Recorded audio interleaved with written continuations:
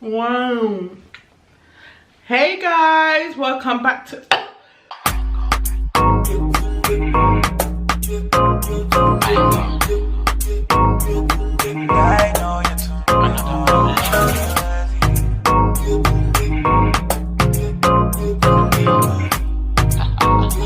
she's back.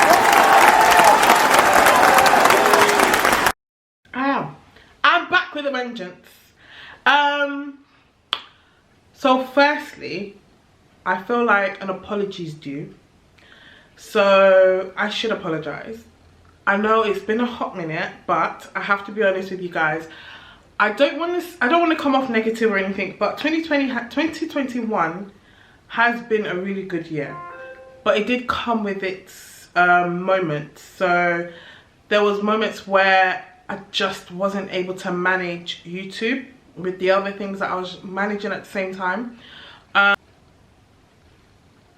So there was a few things going on personally, and COVID happened again. So my mind just wasn't really like in YouTube because I wasn't able to juggle it. And I'm not trying to use it as an excuse, but I honestly was struggling to juggle things because I just felt like I want to come on YouTube. I love my YouTube stuff. I love coming on funny, jokey, kiddie, ha ha ha ha ha. That's just me. That's what I love about my YouTube channel. It's not a thing of, oh my god, we need to now sit in sorrow or woe is me. It's not like that. I don't want to be doing all of that, which is why I felt like if I want to do my YouTube, I need to come with positive energy so that you can see that through my YouTube. And I didn't want to be looking all miserable on YouTube. And then I also had my work commitments, which was taking its toll. It's really stressful. Like, it was just really stressful. Then yeah, personal issues as well, but I'm back. I realized I just needed to find a way, because I realized I wanted to be like, initially I thought, oh yeah, today you need to be 100% to do this YouTube stuff. You need to be really jumpy, happy. But I realized I'm not like that. Like, I'm not going to be 100%. So if I can at least give 70% into the YouTube and manage my other things as well, that should be okay for you guys.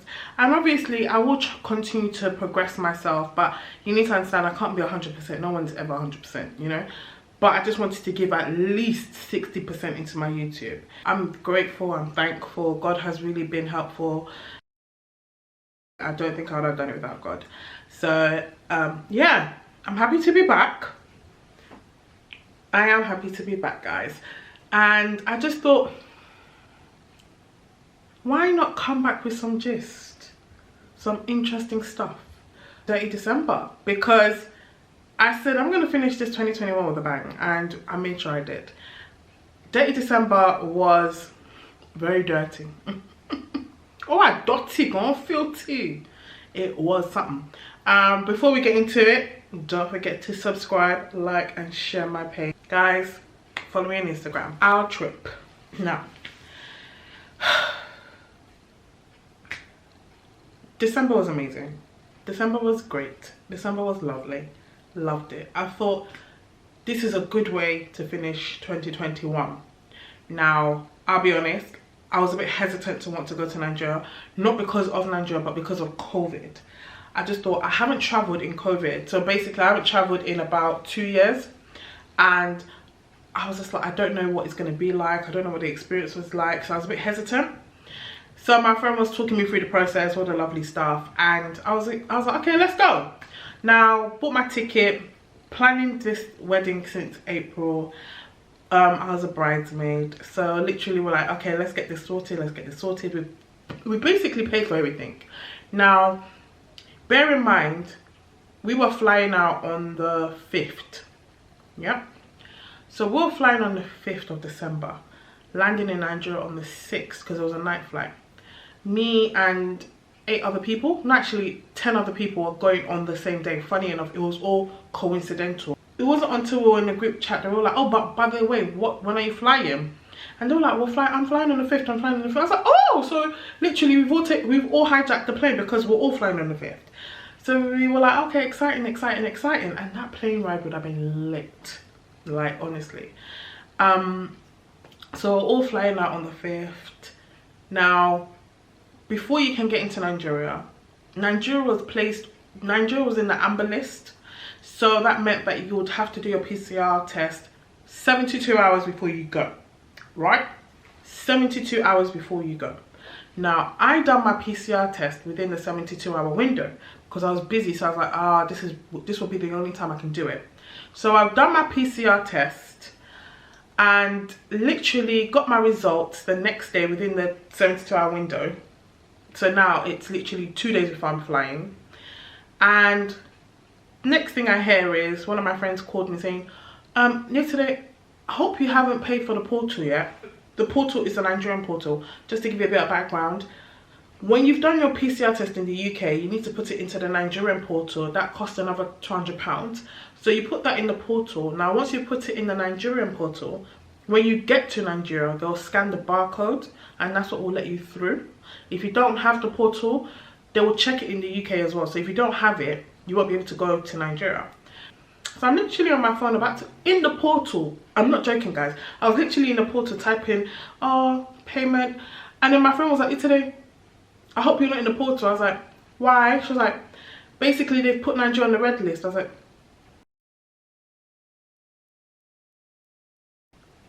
pardon? I said, you got to be kidding me. You have got to be kidding me.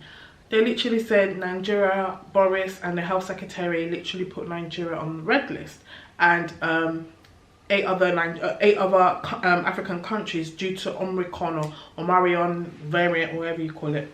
So we were just like, oh damn, what are we going to do? So we all had a conference call in the group chat, like the bridal group chat, and some of the girls are like, they're not going. Some already knew that deep down they ain't going anymore, because paying £2,300 for a hotel when you get back, it's hella lot of money. And I'll be honest, we already spent a lot of money to get there. One by one called me and were like, yesterday, are you going? Because I was the only one that was quiet, like, because I was telling the girls, let's just think about it, sleep on it, let's adjourn tomorrow, because you never know, they might just change their plans. So what was going to happen was they put Nigeria on the red list. So effective from Monday, if you're flying to Nigeria, you have to pay to quarantine before you get back. So what that would mean is prior to you leaving, you're going to quickly go on DirectGov, pay for your quarantine hotel, and then you can fly, which was a piss take. And the reason why it was a piss take is because the UK are stupid, because you put Nigeria on the red list, telling everyone that they're going to have to quarantine, but you don't have the hotels for them to quarantine in. I said, let's make this make sense. But you still said, if you're about to travel, you can't travel without paying for that hotel that we don't have. How? But anyway, I was lucky because I didn't have to pay before I go. It just meant that when I'm coming back, I would have to pay it without fail. Like literally, I would have to pay it when I get back. Now, I was hesitant because now it's like, okay, what do we do? Like, I can't, I'm just not willing to pay 2,300. So the day of the flight, the girls were like, okay, Tunde, I'm not going. You don't go. I was like, I don't know, you know. I don't know if I should do that. Because I just thought, how am I going to tell my friend, oh, by the way, I know this one's not going and I know this one's not going, but I too can't go. And I just felt bad because I was just like, she ain't going to get married again. This is the one time she's going to get married. I need to show and prove. I need to be there to support. And so many other things have been happening. It would be nice to just celebrate one of these other great milestones. So I just thought, how am I not going to go, basically? So, literally, like around 12, one of my other friends called saying they're not going anymore. So that is now 3 girls telling me that they're not going. 2 told me yesterday, just forget about it. Just explain your reasons why and just forget about it. And I felt bad, and I was just like, yeah, because they were making a lot of logical sense. I can't even say they weren't making sense. They were making full valid sense. I went on my knees. I said, Lord, guide me. What should I do, Lord Jesus? Take the wheel. Heavenly Father, what should I do? Cab. Slammed the phone. I went and ordered a cab. I told the cab, come upstairs, help me with my suitcase. Because my suitcase was already upstairs from way. I already packed it all the way up. It was all sitting upstairs. And I was like, cab, come on. And literally, the cab came in 2 minutes. At 7:06, I was in a cab on the way to the airport. I really wish I was joking. The cab was so quick, at the same time so slow. I said, okay, because I had knots in my belly. I didn't know what to do. I already called my auntie in Nigeria. I was like, auntie, I'm coming to Nigeria. I'm going to be there for a while. Please help me find occupation. And I'm going to be staying in your house for approximately 6 months. She was like, no problem. I'll help you find a job. I said, thank you, darling. Now, I literally, that's how I planned myself. I literally said, I'm going to start working in Nigeria for 6 months. Gonna call it a day. Whatever happens, happens. Now, I got in the cab. My sisters were calling me saying, oh, we're coming to yours because we know you're upset, so you know I want to keep you entertained and all that lovely stuff. I said, don't bother, because I'm already at Heathrow. They were like, you're joking. I was like, I wish I was. They're like, you're today at Heathrow. I was like, I'm dead ass at Heathrow. And I literally got on the plane. Even the bride didn't believe that I was there. She was like, you did not. I was like, I swear that I'm in the airport. We were screaming, we got emotional. I was like, yeah, you know, like, how many times are you going to get married? It's only going to happen once, inshallah. So literally, let's just celebrate. Get to Nigeria. Everything was being great. The wedding was in Warri. Now, I've never been to Warri. I'm a Lagos, Osogbo, Lagos, Osogbo. Occasionally, Ibadan. Nothing serious. Just spend time with the family and off I go. But this time we were going to Warri, and I was worried because I was like, I don't want to get kidnapped. I'm scared. And I'm a big girl, so literally there's a lot of assets to attain from. You know what I mean? They can do a lot. I said, God damn, why Warri? I was panicking. But funny enough, when I get there now, beautiful. Bloody beautiful. I was like, is this you? Like, the place is really, really, really nice. The night before the wedding, we went clubbing, but I loved it. And I loved it because I had no makeup on, no bra.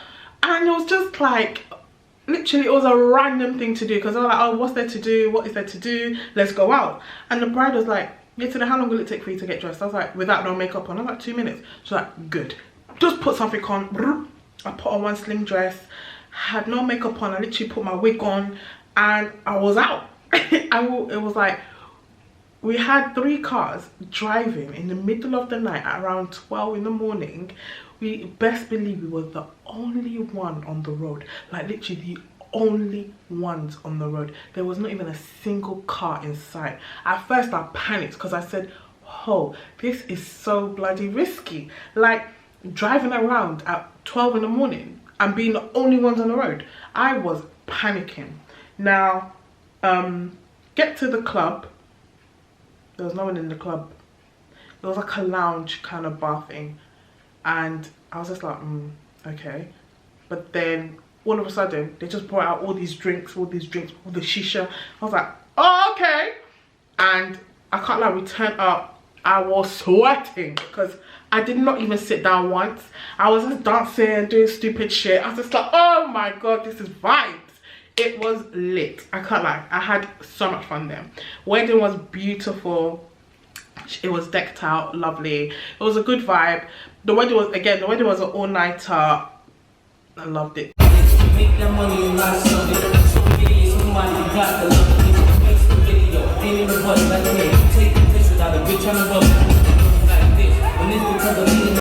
The drinks were just pouring, and everyone was just having a good time. Loved it. Now, this is when things got a bit tricky. Now, me and one of my friends were leaving on Sunday because my sis in Nigeria would not have been able to pick me up on Monday. So originally, we were all supposed to fly back to Lagos on Monday, but I couldn't. So me and one of my friends rather, we decided to leave on Sunday. Now, we get to the airport because our flight was changed from 12 to 3. Okay, so we get to the airport at 1:16. I'm ready to check in because it's a domestic flight. You don't need to be there for too long. Trust me, you don't want to even be there for too long. Get there. Ah, madams, what are you doing here? Your flight is gone. I'm like, gone where? Pick it back up.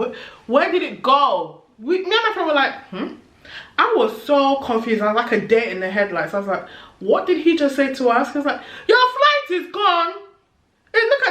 are coming. Is this the time we told you to come? And we're just like, our flight leaves at 3:40. We are here at 1:16. Make it make sense. Like, we're early. They're like, early, care. They're like, your flight's left at 12. Pardon? I was just like, huh? They're like, basically, our flight had been changed. Now, we weren't informed that our flight had been changed. So we were just like, okay, how the fuck do we get back to Lagos? Because we're stuck in Warri, like, literally, who do we know? We're both Yoruba. We both don't live in Warri. Who do we know in Warri? Like, what do we know? So I literally said, okay, I'm about to have to open up my suitcase and start living at the airport. That's just literally where my mind went. I said, I'm gonna live in the airport. Find me a location in this airport and I'll live there now. Ugh, what am I going to do? So my friend started having a panic attack. She was getting emotional because she had work the next day and it was a new job, so she was really like hypertensive. So she was probably like, oh my god, what do we do? Panic. I was like, stop panicking, it's not that deep. But in my mind, I'm like, okay, I'm gonna have to live in like a worry, like what do I do, what do I do? So I wanted to calm her down, but my mind was still like duh. So literally there was so many things happening, but I won't go into it, but there was so many things happening and I was just like, okay. Then literally we were like, what do we do now? They told us, you need to find a new flight. So we now had to wheel 2 suitcases to another part of the airport. We've got another flight leaving at 6 and it's another 70,000 naira each. And we're just like, okay. So that's like over £100 each. I was pissed because honestly, I won't go into it, but I was pissed. That's just it. But it's because it was money that I didn't need to spend. So I was just like, okay, whatever. We both got on the flight, whatever. Waiting. We get on our plane. How come the left wing of the plane was not working?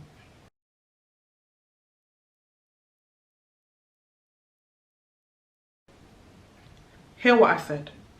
The left wing of our plane wasn't moving. Now, the one on my side was moving heavy, like it was ready to go because we're leaving, right? But the one on the other side was not moving. Then all of a sudden we started seeing smoke come out the vents. Smoke was coming out the vents and the smoke wouldn't like calm down. The smoke was not calming down and it was really thick smoke. I started panicking a bit because I was like, why is there smoke? And my friend was panicking as well, but I think we were doing like a reversal thing of, okay, it's now my turn to panic because I wasn't panicking before. She was panicking when we couldn't get a ticket. So her panic is now over because we're on the plane, and I was panicking because we were on the plane. So I was just like, sis, I don't feel comfortable. I want to come off the plane. She said, don't be silly, like sit down. And I was like, I genuinely don't feel comfortable because one, the wing is not moving. Like the propeller is not moving. It's supposed to move. It's supposed to spin. It wasn't spinning. And our side is moving heavy. Like it's about to fall off. So, and the plane was really run down. It's like a little bus. It's an Airbus. Really run down. There is no first, middle class, none of that. We're all the same. So basically we all died the same in that manner. The pilot told us all to come off the plane because the pilot knew something was up. They told us all to come off the plane, move, like get down. We got down, waited another half an hour. They moved it from our waiting area and they made it seem like a new plane came. So the person on the mic was like, oh, ladies, gentlemen, you can now board the new plane. We got a different one because the other one, there was issues with that plane. How come when I get on the plane, I was like, if you saw me that day, I think you would all think I'm Sherlock Holmes. I was like, this is mysterious. I'm like, this is the same plane. My friend was like, no, today it's not the same plane. They said they've got us a new plane. It's not the same plane. I was like, sis, this is the same plane. And I know this because the water bottle that I left on my seat is still looking at me. This is the same plane. And she was like, okay, don't worry, don't panic. And I was like, it's really hard to not panic when I see the propeller is not moving. I was shitting bricks. I was so scared. Like, I laugh now, but genuinely I was panicking. Like, absolutely panicking. To the point that the pilot, because I was sitting at the front row, because we obviously were lastminute.com, so we're gonna get the front row seats, and it was like, no, it's nothing spectacular, believe me. I was screaming because I'm not gonna lie, I wasn't gonna go down without a flight or a fight. I literally was screaming down the plane. People were recording, and another man next to us was like, yes, why is the propeller not moving? And I said, oh, you don't want to die too, right? Then the captain and the pilot, or whatever you call them, the captain said, oh, please do not panic, it's working, it's just looking like, it looks like it's moving slowly, but believe me, it's working. I was like, brother, I'm not blind, I can blatantly see the propeller is not moving, like it was not spinning, whereas the one on my side is spinning like a madman. So I said, I'm getting off this plane. My friend was like, no, you're today. Like, we were both like, okay, what should we do? Because when she saw that I was really not, I took off my seatbelt. I literally, guys, you don't understand. And the thing is, by the time this is all happening, it's around 7 o'clock already. So it's night, it's dark. So I literally took off my my seatbelt. I got up and I was like, I'm getting off the plane. I'm not going to die in worry. Then my friend was like, okay, today, what is your gut telling you right now? I said, bitch, I'm telling you what my gut is telling me to do right now. I was like, technically, it's not my gut that's speaking, it's my flipping mind. My mind is like, get off the plane. Like, I was having a panic attack. I was so scared. And I literally looked at my friend, I was just like, because she was literally praying. We were gripping each other's hands so tight. And it's a 50-minute flight. In a corner, I was literally crying like a cow. Like, I was like, ah. And I was like, God, please get me home, get me home, get me home, because I was really, really scared. And when there was turbulence, it's not like, you know, some turbulence is fun. Sometimes turbulence can be quite nice to the body, but this turbulence is a thing of, it'll drop, then it'll try and find a way to get back up and drop again. So we noticed that every time it dropped, it didn't try and find a way back up, but rather it stayed there. So we were just like, oh my God. And then that wing was still not moving. Sometimes it just wouldn't even move, and then it'll be doing that, like small ones. And I was just like, oh my God, like, what are we doing? Then anytime there was turbulence, my friend would hold me tighter. And I said, sis, we need to make it out of this thing alive. And she was like, today, we are good. Like, we'll live the testament. Have faith, have faith, have faith. And I was like, okay, I have faith, I have faith. But honestly, like, I'm even shaking up because, okay, I'm back. Sorry guys, I had a bit of a moment, because it's just like, it's really scary, like when you're on a plane that's about to drop, so you're like, what's happening? Like, do you know what I mean? It was like, I feel like I'm able to laugh about it now, obviously with a bit of emotion, but I'm able to laugh about it now because it's like, okay, I'm not in that situation anymore. But honestly, imagine being on a plane and you're like, okay, so this is what happens when people crash. Like, I was getting that feeling of, damn, like, God forbid anything should happen to me. How's my family going to find me? What are they going to do? And some of my family don't even know I'm here. So I'm like, what am I going to do? So literally, like, I just panicked. So the minute our plane landed, the way my friend banged her knees to the floor and said, thank you, Jesus. Literally, me and her, we got on the knees. And I said, hallelujah. I got to Lagos like around 9 p.m. And honestly, I was just so happy to be out of that situation. Like, so happy. You don't even understand. Like, I said, whoa. Like, whoa. Now we're in Lagos. And Dirty December happened. It was phenomenal. I was initially staying in Ikeja, but I kept coming up and down from mainland to island. I was like, oh, this is getting tiring. So my friends were already on the island. So they were like, okay, today, come to the hotel that we're staying in, because sis, you can't keep doing up and down like a yo-yo. It don't make sense, especially in the night time. And I was like, it's true, because I can't keep being on the bridge at night. Like, imagine me on the bridge on my own at 11 o'clock. It's a bit hella scary, especially when there's traffic. So I was like, okay, I can't do that. So I got a hotel a night before. Got my hotel at Eko. It was really, really nice. Wave to the camera. So why are you just sitting there? The fuck? I would give the hotel like a 6 out of 10. I like it because it reminds me a bit of the Cosmopolitan, in the sense that the Cosmopolitan in Vegas, by the way, it gives me the vibe of it's not just a hotel, but there's other little things to do. So they had nightlife, they had rooftop, I believe, if I'm not mistaken, because one of the promoters there were like, oh, they have a rooftop party that we should come to. They have Chinese restaurants, they have a bar, they have lounge. They had so many different things to do. Went to the strip club. I didn't really like it simply because, no offense, but the white girls there weren't dancing the way I thought they should. They weren't shaking their flat papers like they were supposed to. Like, it just wasn't doing it for me. I'll be honest with you, that for me the island is more posh, bougie, stuff like that. But when you go to the mainland, that's where you see the nitty-gritty. Like there was a time when I was in Nigeria before, and I went to the strip club and it was lit. It was lit because it was rancid. It was nasty. The girls there had, when I say anything is possible, you get it? You get it? Okay.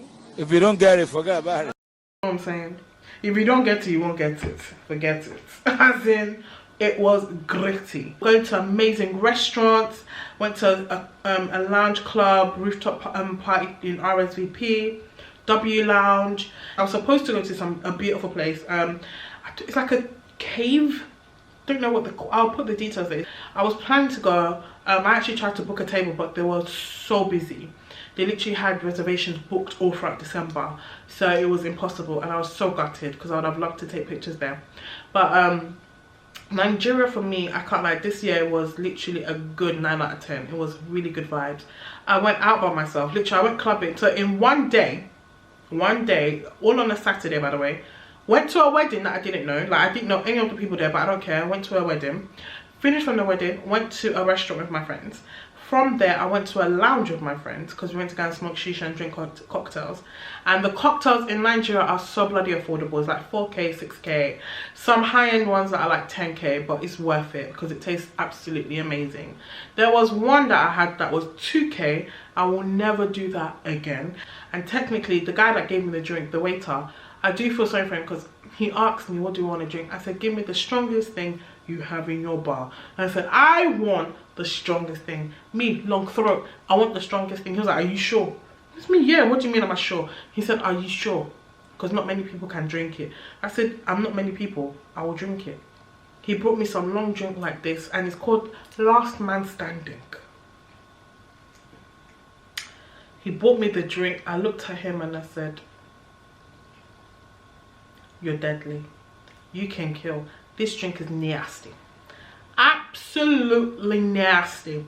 It tastes of pure alcohol, nail varnish remover, acetone, spirit, and a hint of coke. It was vile. I didn't like it. I hated it.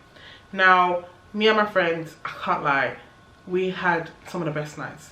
From that lounge, I went to W Lounge. Anytime we talk, see we go all the way, we go all the way. See you on everything,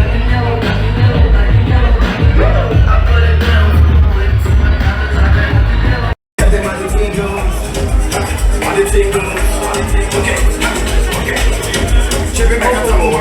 I had a really great experience. I loved the whole time I was there, except for the occasional, you know, hiccups. But this year, hopefully we're able to do it again. It was such great vibes, and I love the people that I was around. They were absolutely amazing. Ladies, you know I love you. And yeah, it was a really great experience. It was just fun, and also the food was really good. Like, bare beautiful places to go to eat, and it's well seasoned food. Like, you can't go wrong with them. I absolutely loved it. Nigeria was a lit experience, and I would definitely do it again without fail. And yeah, I loved it. Now, thank you guys for watching. I hope you enjoyed, and you'll be seeing another video from me come soon. And yeah, hope you had fun.